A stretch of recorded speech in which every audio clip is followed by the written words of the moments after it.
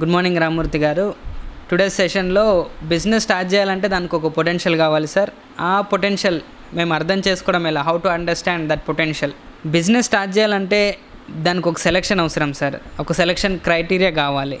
అప్పుడు ఆ దానికి మీరు ఎలాంటి సజెషన్స్ ఇస్తారు? Good morning. ఈరోజు మన సెషన్లో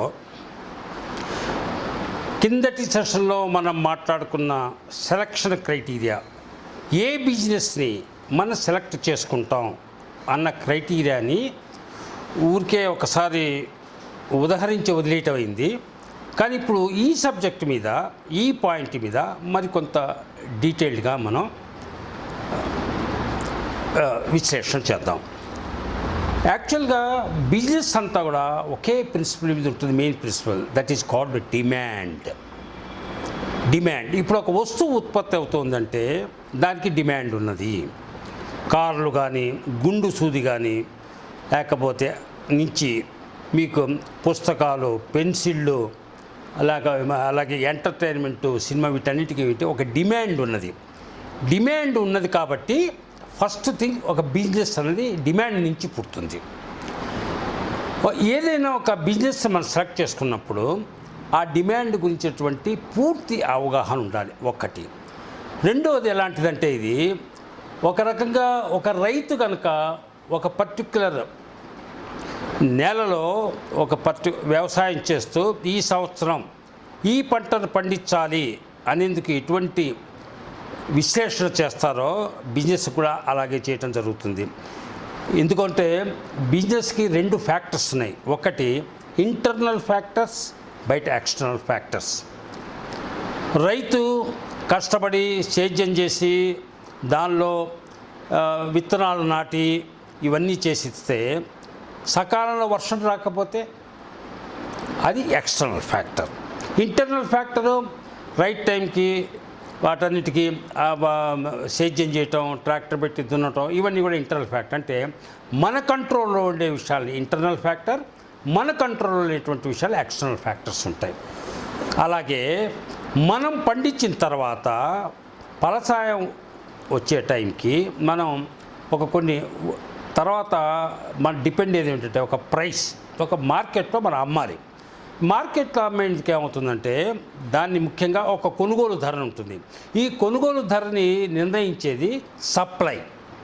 ఈ డిమాండ్ అండ్ సప్లై అన్న గ్యాపు బిజినెస్ మొత్తాన్ని కూడా రెండు ఆయువుపట్లు. ఎలాంటి ఆయువుపట్లు అంటే మనిషి గాలి లోపలికి పీల్చడం, గాలి బయటికి వదిలేయటం, అంత ఆయువుపట్లు అవుతుంది. వీటిల్లో కనుక ఇంబ్యాలెన్స్ ఉన్నదే అది ప్రైస్ యొక్క డిటర్మినేషన్ చేస్తుంది. Supposing demand minus supply is equal to minus, అంటే డిమాండ్ తక్కువ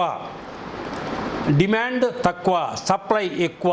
అంటే సప్లై ఎక్కువ ఉండేటప్పటికీ మన మార్కెట్లో 10 వంకాయలు కొనాలని బయలుదేరేటప్పటికి మార్కెట్లో 100 వంకాయలు ఉంటే, 100 టొమాటోలు ఉంటే ఏమవుతుంది? మార్కెట్ రేటు పడిపోతుంది.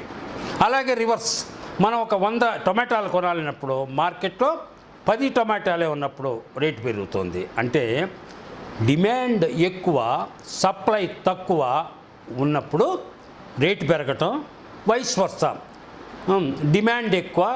డిమాండ్ తక్కువ, సప్లై ఎక్కువ ఉన్నప్పుడు రేట్లు పెరగటం, ఈ ప్రైస్ మెకానిజం. అయితే ఈ ప్రైస్ మెకానిజం అన్నది నార్మల్గా అన్ని చోట్ల ఒకే చోట్ల, అంటే ఒక ప్రాంతానికి సంబంధించి ఉండదు. ఎప్పుడైతే మనం చేసేటువంటి వస్తువులు లోకల్ ఏరియాకి కాకుండా మరొక చోట కూడా ఉపయోగం ఉన్నప్పుడు, ఇక్కడి నుంచి మరో చోటకి తరలించడం జరిగినప్పుడు అక్కడుండే డిమాండ్ సప్లై యొక్క బ్యాలెన్స్ మనం చేసే ఉత్పత్తి మీద ఆధారపడుతుంది.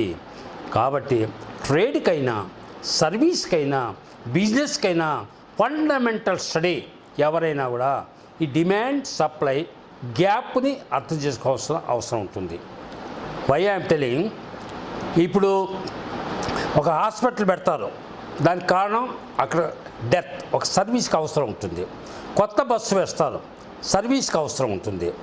అలాగే కొత్త బస్సు వేసిన తర్వాత కొంతమంది ప్రైవేట్ ట్రాన్స్పోర్ట్ ఆపరేటర్స్ వచ్చి ఆపరేట్ చేయడం జరుగుతుంది. దాంతో మనం చేసినటువంటి దానికి డిమాండ్ పడిపోతుంది. ఆ కారణంగా బిజినెస్ సెలక్షన్ ఎప్పుడు కూడా మనకి ఇష్టమైందే కాకుండా దాని మీద ఎలా జరుగుతోంది, మన లోకల్గా కానీ దేశీయంగా కానీ అంతర్జాతీయంగా కానీ మన ఉత్పత్తికి రేపు ఎటువంటి ప్రభావాలు జరగబోతున్నాయి అనేది చాలా ముఖ్యం అవుతుంది.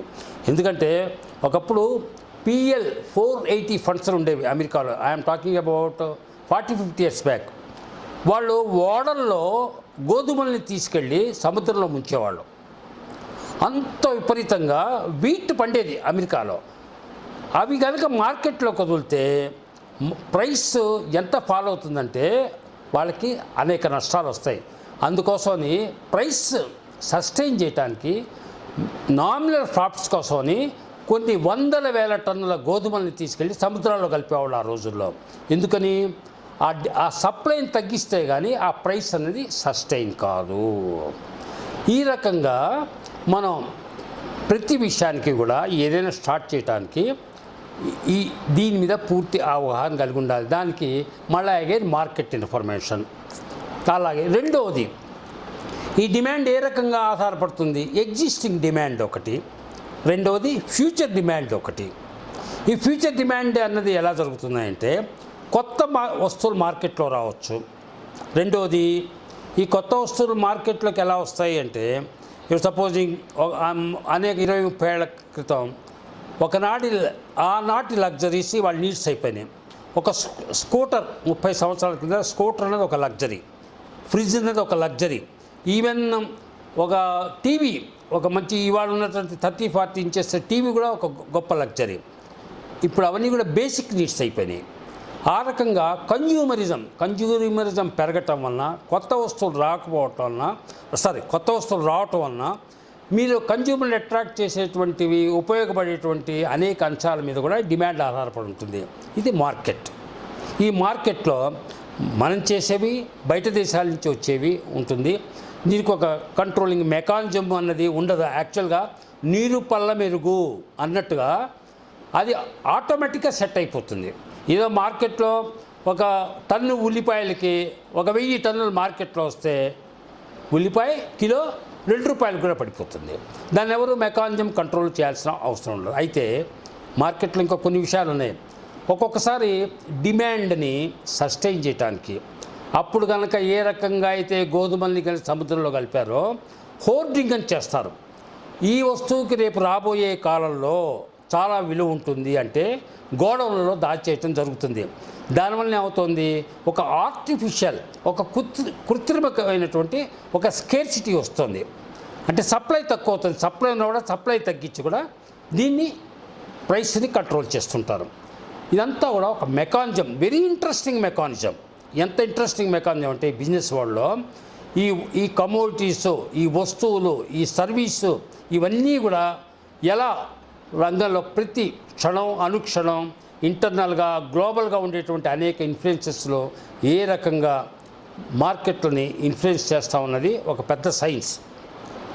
ఈ సైన్స్లో కనుక మీకంటూ ఒక లోతైన అవగాహన ఉన్నప్పుడు, ఒకడు ₹1 దీనిలో చేస్తున్నప్పుడు నేనెందుకు చేయకూడదు అన్న ప్రశ్న మీలో ఉత్పన్నమవ్వటమే అతి ముఖ్యమైనటువంటి ఇవాళ మనం చర్చించుకోబోయేటువంటి అంశం ఇది.